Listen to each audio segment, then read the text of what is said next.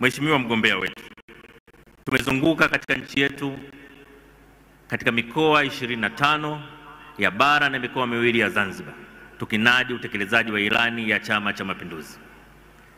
Nataka nikuambie kwa dhati kabisa kwamba Watanzania katika sehemu zote tulizopita wameridhika na utekelezaji wa ilani uliofanywa chini yako.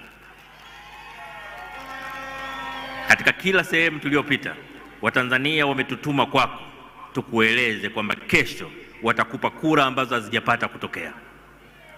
Na hii ni matokeo ya uchapakazi wa hali ya juu ulioufanya, ukitanguliza mbele mahitaji na matarajio ya watu wetu, ukizisimamia serikali zetu kutimiza wajibu wake, lakini vile vile ukisimamia Chama cha Mapinduzi kuzisimamia serikali zetu.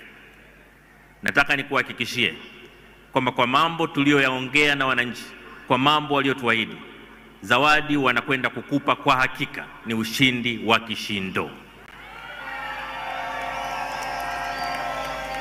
Tumezungumza na wananchi kuhusu mambo tunayotarajia kufanya katika miaka 5 ijayo. Na kwa imani ya yale uliyokwisha yafanya tayari, wananchi hawana shaka kwamba ilani ya CCM itakwenda kutekelezwa kwa kishindo chini yako. Wananchi hawana shaka kwamba mafanikio yatakayopatikana katika miaka 5 ijayo ni makubwa zaidi kuliko yaliyopatikana sasa. Wananchi wana imani kubwa na wewe, mwenyekiti wangu, mgombea wetu wa urais na rais wetu. Naomba ujue kwamba Watanzania wana matumaini makubwa na wewe.